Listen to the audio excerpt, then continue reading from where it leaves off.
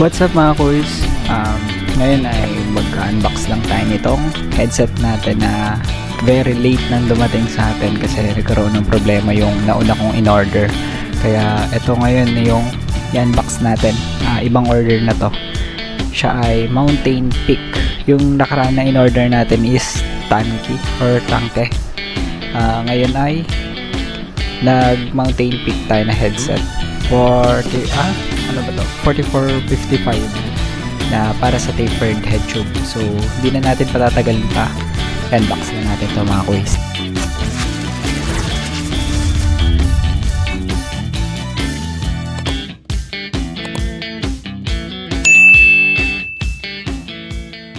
Yan mga kuys, hindi na nga pala ito yung unboxing na kasi binuksan ko na siya kahapon. Kaya ngayon ay ipapakita ko na lang sa inyo yung pinaka laman niya sa loob. Tinignan ko na rin kasi siya kung tama ba yung size niya dun sa headset ko.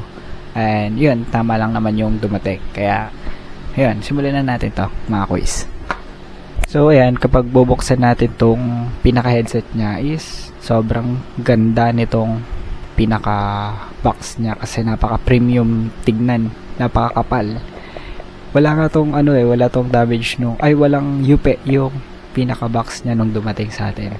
Para siyang, alam mo yung proposal ring, yung pag bin-open mo ganyan, no? Diba? Sobrang ganda nung pinaka box niya. Napaka, alam mo yun, high quality, ganon. Kaya, ayan, naka-plastic pa siya sa loob. Tsaka may kasama siyang sticker sa shop na siguro to. Ayan, airborne na sticker, dalawa. And so natin ilagay. Ito na yung, ba't ba ako yan? Ito na yung pinaka headset niya sa loob. Ayan, ganyan lang, naka plastic pa siya sa loob, then bukod dun sa karton. Hindi ko pa nga siya tinatanggal kasi ang ganda nung pinaka karton niya. Then ito na yung pinaka headset natin. Kasama na dito yung pang adapter sa fork. Kasi yung fork natin is hindi tapered. So, yun, straight tube yun. Bumili ako ng may tapered tapered adapter. Yan. Wait lang, unbox natin. Papakita ko sa inyo. Unang-unang bubungan sa atin yung pinaka-cup niya. Ito. Yung pinaka-cup. Then, meron siyang kasama ng star nut para sa fork na ilalagay natin. Pero to hindi ako na nga ilalagay itong pinaka star nut niya kasi yung fork natin na yan is meron na tayong expander. Hindi ko lalagyan ito. Then yan, kasama na yung bolt. Then yung pinakaharap niya may mountain tip dyan. And then ito may yung pinaka bolt niya or yung allen keys. Then pinaka cover nung pinaka cup. Tapos sunod natin ito. Ito hindi ko to alam kung anong tawag dito. Ito ata yun, basta ito yung pinakauna before then ito yung pinaka nasa taas. Ito kunwari yung excuse me, ito yung kunwari yung headset. Ito yung papatol sa taas. Then meron na siyang kasama na seal bearing. Ito yung 44mm. Ito yung para naman sa baba, yung ilalagay mo dito. For example, ito yung head ng mountain bike, kasi ito yung ilalagay mo sa ilalim. Siyempre kasama na rin yung seal bearing niya. Ilalagay mo siya dyan. Ayan, ganyan. Yan yung itsura niya. Ilalagay mo siya dyan, pasok doon. Then ito na yung sinasabi ko. May crown niya. Meron siyang isa nito. Ito para to sa tapered. Kapag tapered na yung fork mo, ito yung ilalagay mo. And ito yung pinaka adapter na kailangan natin para mag-fit siya doon sa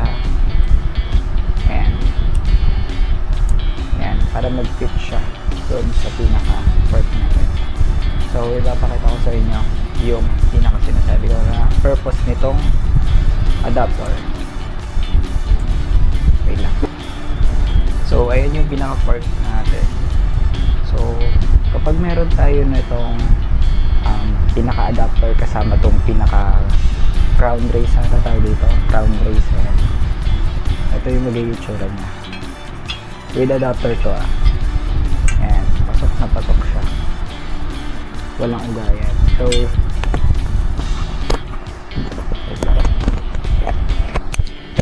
So hindi pa natin ganun maipasok kasi may para siyang paumbok na ganun dito sa may pinaka tube nya. Kaya ayan, basta pasok na yan. Yan, papakita ko naman ngayon sa inyo kapag wala yung adapter na.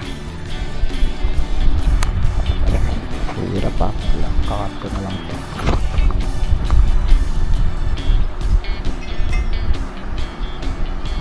Tatanggalin natin yung adapter. Ito para to sa tapered head tube. Tapered head tube lang, walang adapter.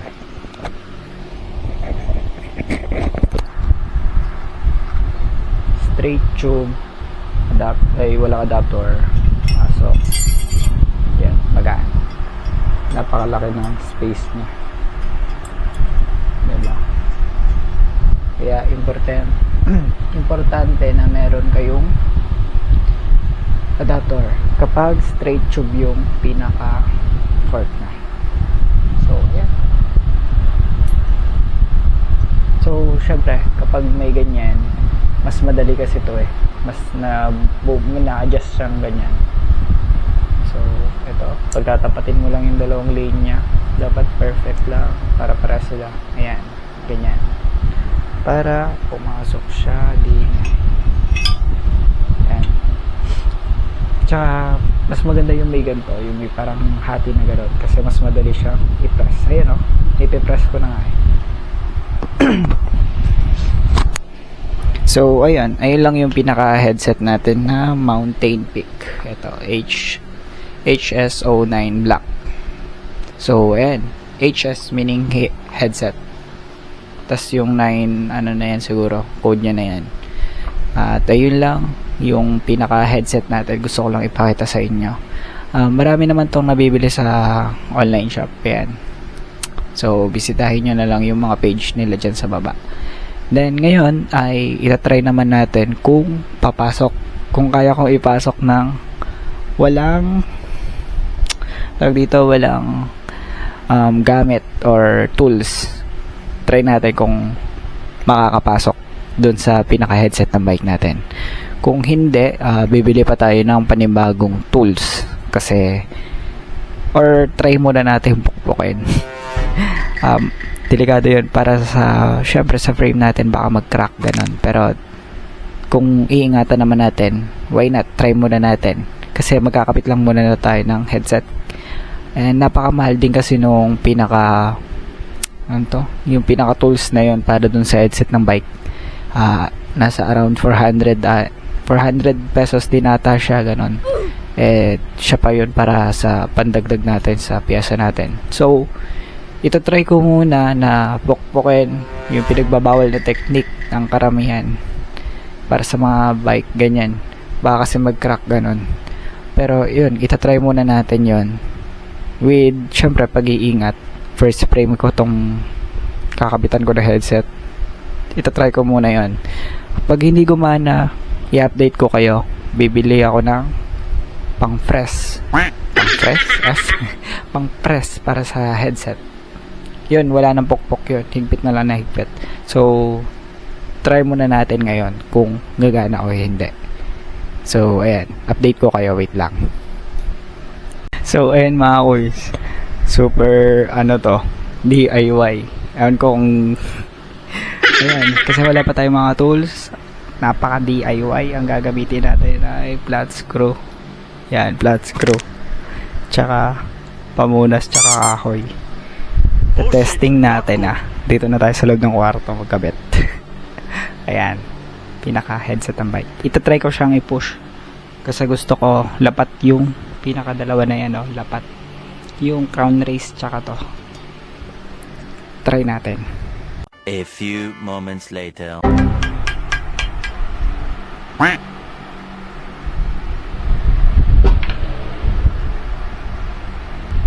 Feeling ko hindi na maglalapat ng dalawa na to kasi ito nga yung pinaka headset niya is baka ma-damage ko yung pinaka ikotan niya is pasok naman, diba? So ano pang purpose mo kung ididikit ko pa siya, saktuhan lang naman siya dito. Ayan o. And wala naman kasi siya ditong excess gap pa. So yan na siguro yun. Kasi kapag pinukpok ko pa dito, baka ma-deform lang yung pinaka-taas niya dito. Wag na wag yung gagayahin to, guys, kung wala kayong pang press. Pero ngayon ay itatry natin yung mga what if natin. Syempre frame ko naman to frame ko naman to at yun, take at your own risk na lang talaga. Wait lang, kunin natin. Ito na yung frame natin. Kakabitan na natin siya ngayon ng headset. Wala tayong any tools. Ang gagawin din lang natin ay DIY. So try na natin. Explore talaga. Unahin muna natin ito yung frame, ito yung trata. Lagyan natin yung pinapaligid.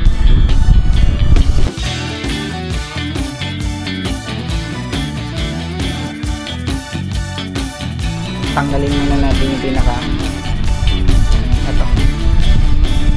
Ayan, pinaka taas. Siyempre lalagay din natin sa ng grasa. Kailangan lagay.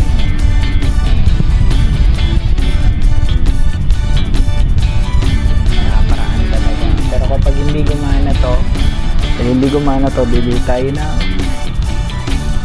press fit.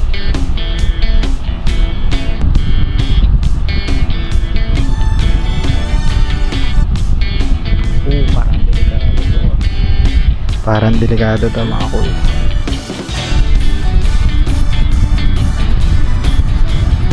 Kinakabahan ako. Kinakabahan ako, guys. Mga kuya, kinakabahan ako. Baka hindi siya mag-click. Pero push natin yan.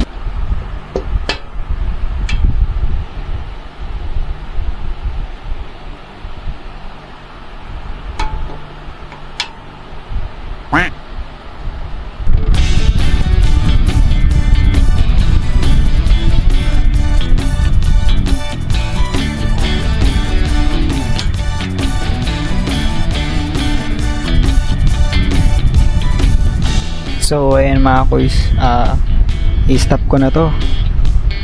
Ano ko naman na siya, medyo lumubog naman na ng onte, pero paling. And natatakot na ako baka hindi na maganda. Ano na lang, mag-ulitin ko na lang to. Bali bibili na lang talaga tayo ng pang press fit kasi delikado, baka maano ko to, bumengkong to. Mahirap na. Ninaan ko lang yung palo ko, pero ayun, naawa na ako sa frame ko. Baka magkaroon pa ng damage, mahirap na. First ko pa naman to. So ayan, makapaghintay pa naman yan. Mga ilang days lang naman kung magkakaroon na tayo ng pang press fit. Hindi ko na lang sasayangin. Trinay lang natin mga kuys. So kung naglalagay kayo ng ganyan, take out your own risk. Kung ayaw nyo ng gasgas, ayaw nyo ng damage, syempre bumili na lang kayo ng pang press fit. Mas advisable yun kaysa magpukpok kayo. Yung ginawa ko, ito yung ginawa ko pinukpok ko siya nung itong screwdriver pinampukpok ko kasi rubber yung pinakaganda nito. Pero ayun nga, hindi ko advisable to mga kuys, hindi ko advisable to. Mas okay na, pero ganyan na-excite na ako sa itsura niya, ang ganda. So ayan, nasagot na yung katanungan natin. Mas okay na mag press fit ka na lang or yung pang press ng headset kaysa mag pukpok. Ayan. So nasagot na yung katanungan ko sa sarili ko. Huwag na huwag kayo magpupukpok, guys, nakakaawa yung frame. So ayun, please like, comment, share, and subscribe na rin kung nagustuhan nyo tong video ko na to, dito ko na lang tatapusin mga quiz. Kasi, ayan, susoli ko na siya. Order na lang tayo ng bang press fit kaysa pukpukin natin siya. Baka kung ano pa mangyari. Kaya, ayun, huwag na natin ulitin yon mga quiz. At yun, dito na natin tatapusin. Salamat sa panonood mga quiz. Peace out mga quiz.